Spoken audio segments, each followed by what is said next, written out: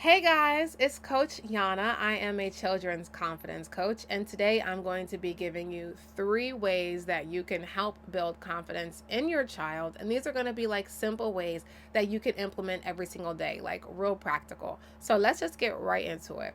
Number one, allow them to make decisions, but don't give them choice overload. So instead of asking, okay, like, where do you want to go to eat?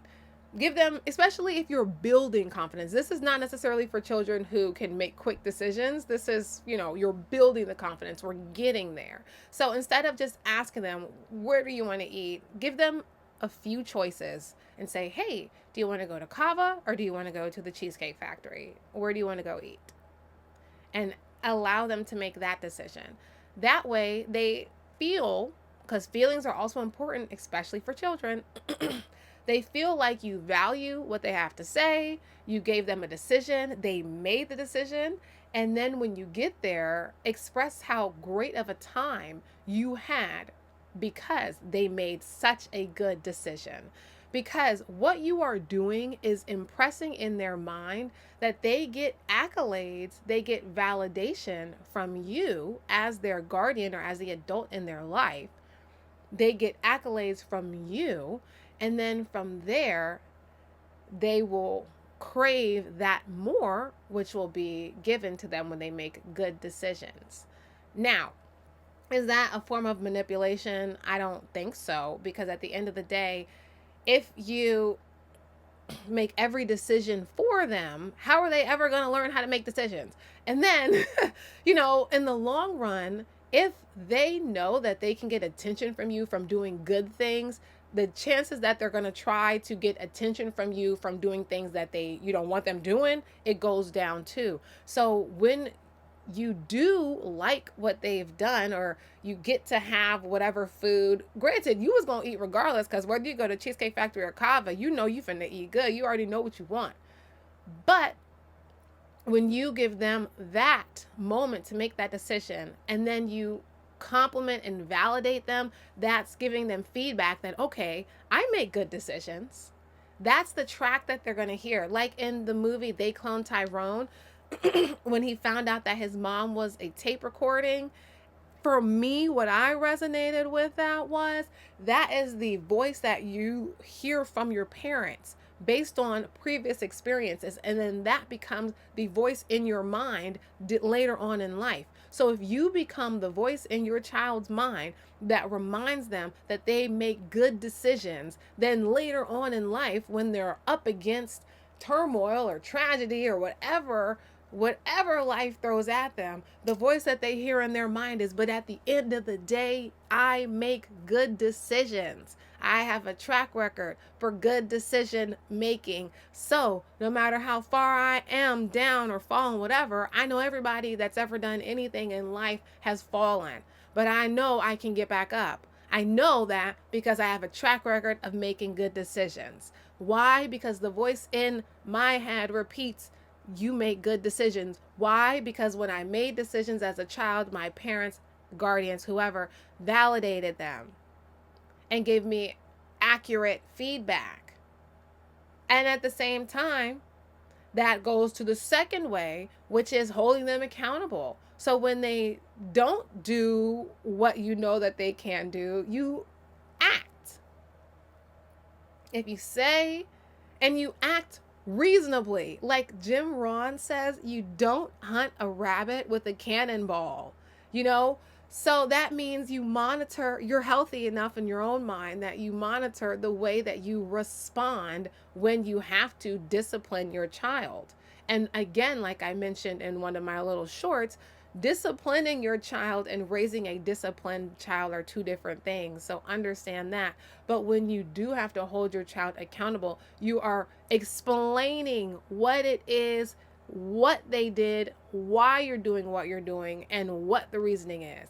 I remember when I was growing up, I used to get what I did was wrong, but I never was really broken down as to why it was wrong, why what you're doing is not okay. Now, sometimes it happened, but just in general, that was not something that was in my experience. So the next best thing is, when you do have to discipline them, and when you do have to, enact that version, you have to explain to them in the moment, or when you calm down and when you can, because you might be working through some stuff too, but when you are in the moment, in the act of enacting your discipline, you need to explain to them what they did and explain to them why it was wrong and why this is the repercussions. And you need to see in them and ask them what they think of it and really listen. Don't be so quick to be mad and have rage that you don't get to the root of why the child behaved in that way. Why did you act out like this? What's going on? Because you also have to remember, when you are disciplining your child, that you are the adult. You are not the child in the situation. You are the adult, and you have to do what you can to conduct yourself in that way and recognize what being the adult is, what that position in a child's life is. You have to be the one to rise above the situation. You cannot meet the child where they are when it comes to discipline. That's why a lot of people should wait before they have children. Wait until you heal yourself before you bring another human being into this world, is the best thing that I could say in terms of building confidence in children. And anyway, but if you discipline them, explain what they did, and then get their side. Why did you do it? What in your mind caused you to think that this was the right course of action? What happened here? Understand how they got there. Like when you was a child in math, they wanted to see the work, and if you didn't show your work, they wouldn't always give you credit for it. So you need to do that with the child. It's not enough to just say, I'm sorry. That's not enough. That's worthless to me. I don't care. You can say, I'm sorry till the cows come home, because a lot of times people will do that to then guilt you into feeling sorry for them so that you no longer are upset. But I'm on to the game. But you need to make it clear that you need to understand, if you want to build confidence in them long term, you need to understand the thought process that went behind the action. Because sometimes the result is not what the child intended. The child might have intended good, but the result was what it was. For example, if you come home and there's artwork on the wall that wasn't there previously, instead of immediately blowing up because you had a long day and this is the last thing that you need, you as the adult with a child have to be able to rise above your emotions and fulfill your mission, which is being a sounding board, being a guide and a teacher for your child. And that comes before your emotions and how you feel. It is what it is. There's so many times where the children in my clubs have said things. I'd be like, but I don't, whatever. Like this one time, one of my students told me that she didn't know how I won the round because her outfit looked better than mine anyway. But I just let her say it because whatever. I mean, I did place. So there's that, the competitive side of me is like, I did place though, girl. But I didn't say that to her because so what? She's a child. So I'm just saying stuff like that, you got to be able to rise above it. So instead of blowing up at that child for writing on the wall, and now you have this new piece of artwork that you did not commission and you did not hire the artist and they just did their own creative thing, you can yell at them, or you can get to the root of, why did you do this? Okay, I wanted to make some artwork. Okay, I understand that you wanted to make artwork. Now, why did you draw specifically on the wall? Why didn't you pick paper? And so then it's like, okay, well, I drew on the wall because I wanted to have artwork on the wall just like you have other art on the wall. Okay. So now this is where we can adjust. Now this is like with younger children and children, there's adults that this works on, like myself. This works for everybody. But because if you can break it down to this level to where you can conduct this with a child, you can do it with anyone. And so then they say, okay, I want to put my artwork on the wall. And then you say, okay, listen, I understand you want to put your artwork on the wall. And so we can do that. However, we can't do it this way. So let me show you a even cooler way to put your artwork on the wall. Okay, but that's not drawing on the walls. Okay, so we're gonna get rid of this one, and then we're going to, and then get them some artwork and put that art on the wall. Period.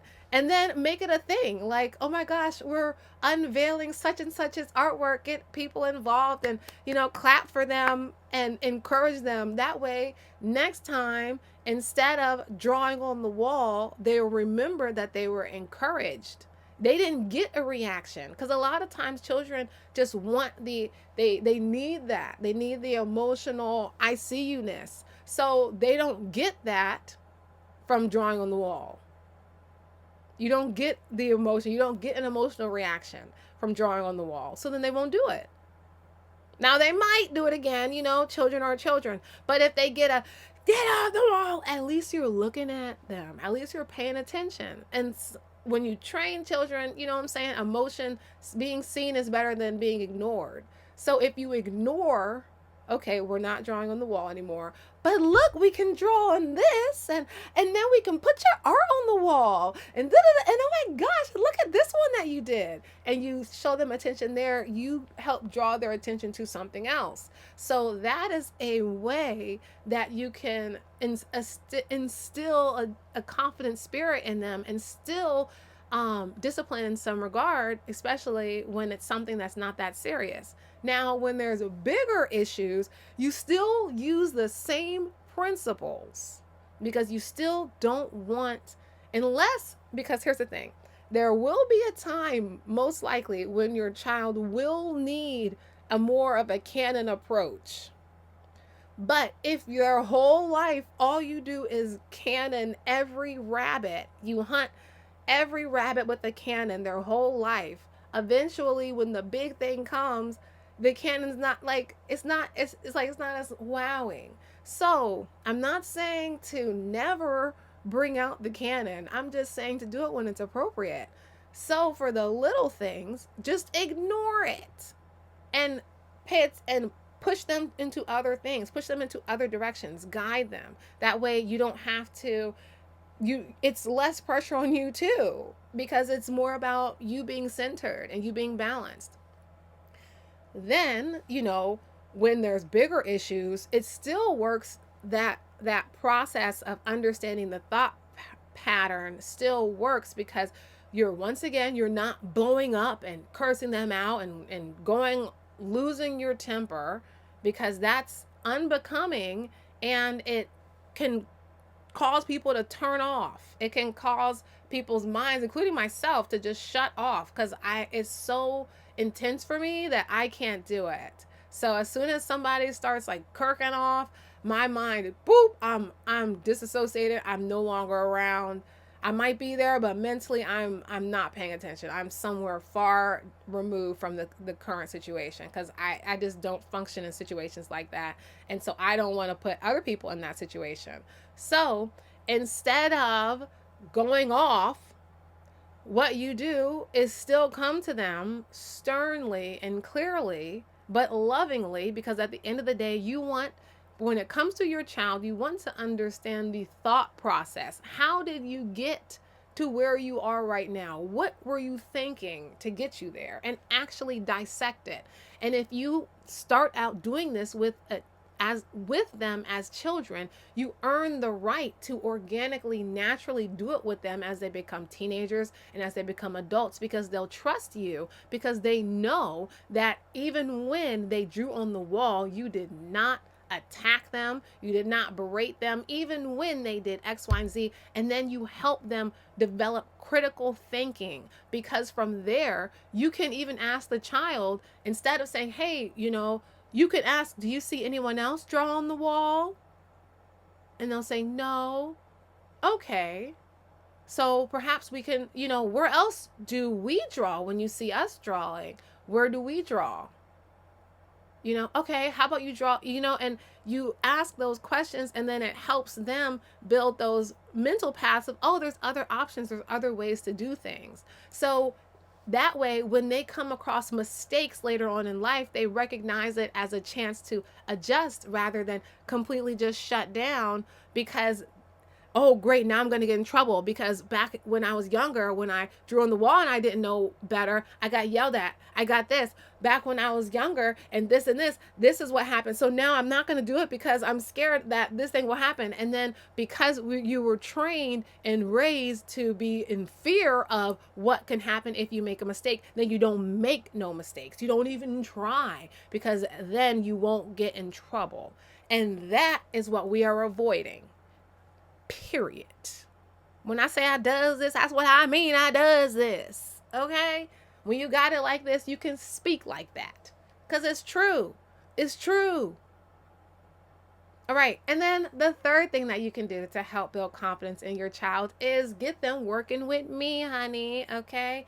I have literally created an entire ecosystem developed from my experience as a confidence coach, from my experience working with children and helping them, grow. I created a web series, workbooks, activity books, a membership, courses. What else?